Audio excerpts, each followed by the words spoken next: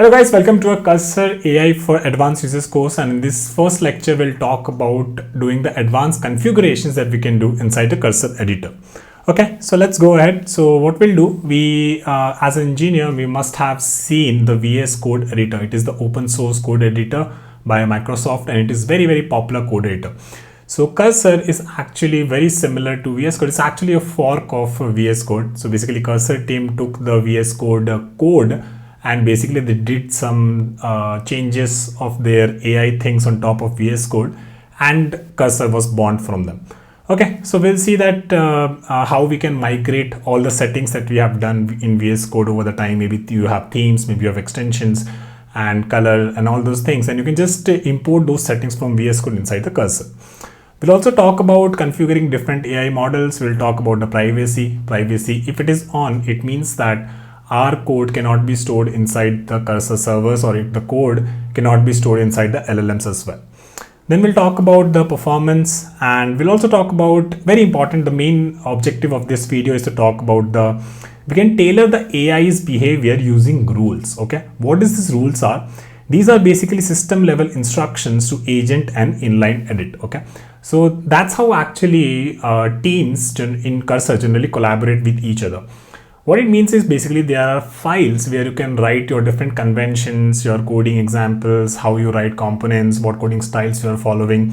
All those things you can write inside these rules, and these rules are kind of committed to GitHub or Git or whatever version control system you're using. And the other person, when he's trying to make changes in the same repo or the project, the AI, the vibe coding, when he's doing the vibe coding, the AI also generates the same kind of code for him, and it can generate the same kind of code for the other users as well. Same kind of code means in terms of the rules, in terms of the conventions, in terms of variable namings and all those things, right? So these are how we put it in rules, and the rules kind of enforce these standards.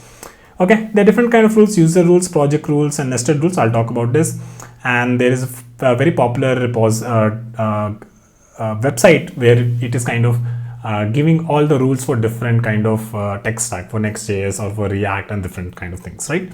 And we'll finally talk about API keys for different AI models as well. Okay, so let's now open Cursor. Okay, so once the Cursor is open, how we do it? We go to open project, right? Whenever we are starting with a new project, and you can go to any directory and start creating a new directory. So I'll say Cursor config examples. So this is the project folder, and I'll just create it, and I'll say open this inside the Cursor. Okay, so where we can import the VS Code settings, so you can go to settings here, right? And then in general, you will see here import settings for VS Code. You can just click on this import, and it will say, are you sure this replaces your settings and extension with your VS Code once? This cannot be undone. And you can just confirm this, and it will automatically start importing the settings from VS Code. I'm not going to do that, but this is very something that you can do it from here: settings, general, and import settings from VS Code. Okay, so this was about the first thing. Let's see what now we can configure the AI models as well. Where we can do that, if you go to Cursor, you go to models, right? So this is where you see all the models as well. So basically, if you want Claude 4.5 Sonnet to be part of generating code using LLM when you are giving a prompt to the Cursor AI, you can choose these models as well. You can also see here view all models, and there are some max only things as well. Max only basically is kind of increasing the context window, right? What it means is basically when we are asking, when we have a large project, right? So Cursor, what it does is it tries to generate code for the prompt that you have given to him, right? But Cursor in its context can only understand a limited number of files, right? It cannot take all. Some enterprises have like lakhs of files in a single project, right? What with this max only means, it will try to accommodate more files into its context before generating the AI response for the code, right? So this is what max means. You can also choose it from here as well. So basically, when I'm giving a prompt here, you can choose a different this is basically agent, plan, or ask. This is fine. Here you can choose the model, right? So basically, if I switch off this auto mode, I can choose different model. I can switch the max mode on. But remember, if you're using the free plan, I don't usually recommend to turn on the max mode, because we are generally building proof of concepts or simple projects. So without max only also we can go ahead. But if you're working in a startup or in some company, usually max mode is good to have when you're building a complex feature or something. Okay, so this is about that. And you also see here some brain kind of a symbol.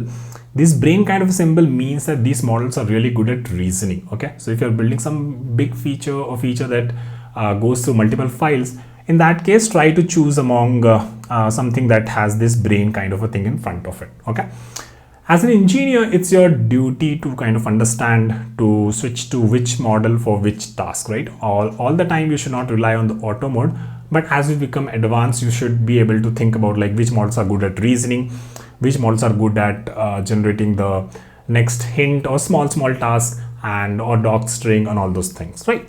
So this is about that. Now let's talk about the rules part, right? So we've also wanted to talk about these rules part. So the rules are again system level instructions to agent inline edit, and it's important when you're working as a team for some project inside Cursor.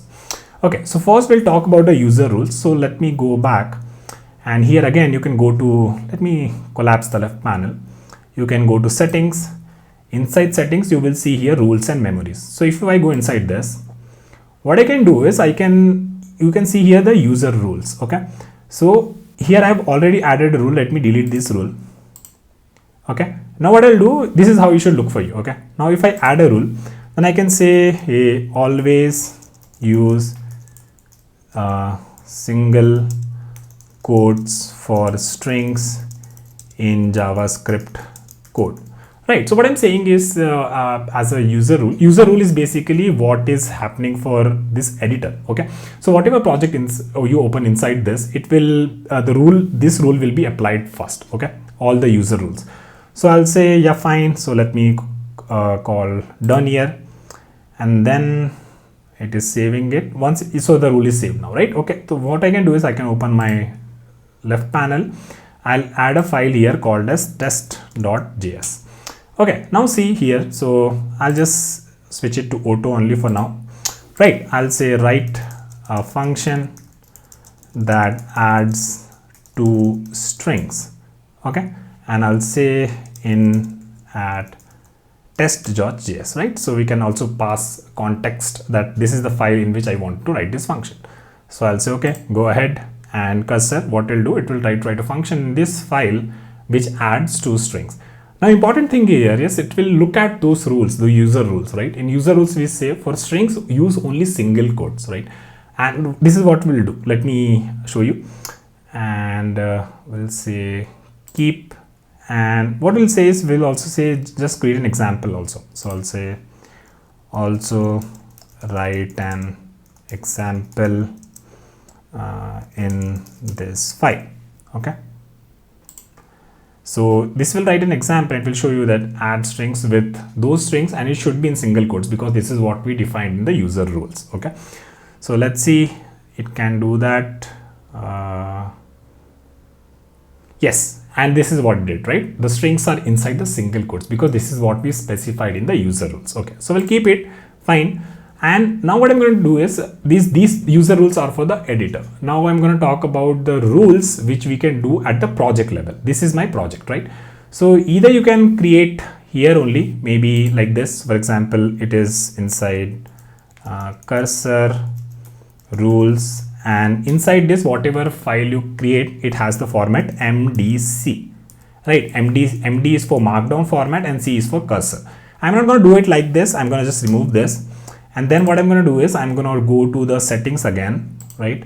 And again rules and memories, and if you go down here you can see that these are the project rules. Is basically help agent understand conventions in this project directory. Is for this project directory.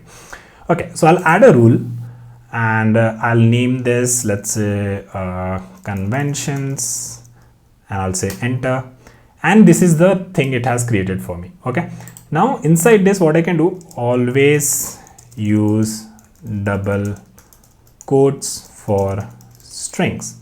Okay, so what will happen is this rules is like will override if there are any rules in user that is conflicting with these rules. Okay, so this is basically like child parent relationship. Child can have new features, or it can just override the parent feature like that. Okay, so I'll say always use double quote for strings in JavaScript. Okay, so now what I'll do, I'll just remove this code and I'll say here at test.js, right? And I'll say write a function to add two strings and also provide an example for that, right? So let me expand this, and this is what I have written, right?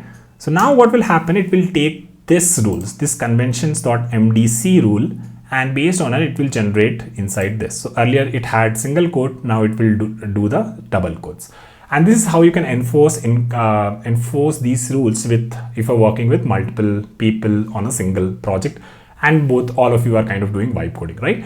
Because with vibe coding, what can happen is you are generating something and that can be very different from what the other person generates in terms of conventions or rules or components or file structure and all those things. So these are the kind of files that you can use inside Cursor to kind of enforce that, hey, this is how you should do it. Okay. So I'll say keep for now, and then let's go again back to our nodes. And there is some nested rules as well. Okay. So what does this mean by nested rules? So nested rule means that, for example, this Cursor rules, it is at the root directory. Okay. If it is a root directory, these rules are going to be applied at all the files here, right? At the root directory. But if I create a new folder, let's call this front end, right? Inside this front end, I can have a new file saying cursor rules, and then I'll say conventions.mdc. Okay. So now these rules basically apply to all the files that are inside the front end. Let me show you. So I'll say new test.js, right? And we will remove this, and inside this file we'll say let me copy this rule only, right, and go here and paste it here, right? We can remove this. We'll say always use single quotes for strings in JavaScript. And this test.js, this will follow this convention rules. Actually, it will follow user convention rules and the root project rules as well, and these rules as well. But what will happen is, if the rules are like conflicting with the user outside one and the nested one, then it will take the preference of this one as the first priority. Okay, so let me show you that. So we'll say at test.js, that is inside the front end, and we'll say generate a function to add two strings and also provide an example for that in the same file. Okay, so let's press it enter, and here it should be single quotes, right? Because this rule is kind of overriding this rule. The priority is like this, right? So first is repo level rules. So repo level rules is basically rules applied at the root level of the project directory. This is the first priority. Then the second priority is the nested rules. So we can say nested level rules, and then we have the user level rule. So this is how the priorities work. My bad. So that's why it is generating the double quotes as the answer. Okay, so it doesn't really matter that much, because you would be a lot careful while designing these rules for different directories inside a project. Okay, so that is it. Now let's quickly go to our notes and discuss the next things. So this is the URL you can follow for more project level rules. For example, here is Next.js. This is how you can go and see the different rules here. You can see for if you have game developer, you can see here, and these are the the rules that you can quickly import into your project at the root level and put this inside those MDC files. Okay, so that is it there, and let's quickly talk about one more thing. Yeah, and let's quickly talk about the API keys. Okay, so what happens is, inside the cursor, if you go to settings and if you go to, let's say, models, sometimes all the models are not available here. Okay, but what you can do is you go to API keys, and you can provide those API keys here. So it will automatically fetch it. Let's say from OpenAI, new model has came up, and cursor is a little behind to kind of integrate that model inside the cursor. So you can just provide that API key here, and then what will happen here is that cursor will know from that API key that you are trying to you're trying to communicate with that model of the OpenAI, right, which is not still integrated inside the cursor. So you can use that as well and optimize your request in terms of using the tokens and all, because you already have the API key. Then you don't have to pay much to cursor, but instead you are using or utilizing the request from your OpenAI model. Okay guys, so that is it for this video. This was a very interesting video about these configurations and all, and we generally follow a lot when we are working on team as a vibe coder, and multiple vibe coders are there. So in that case, these MDC markdown cursor files are used a lot. Okay, I'll see you in the next video. Bye.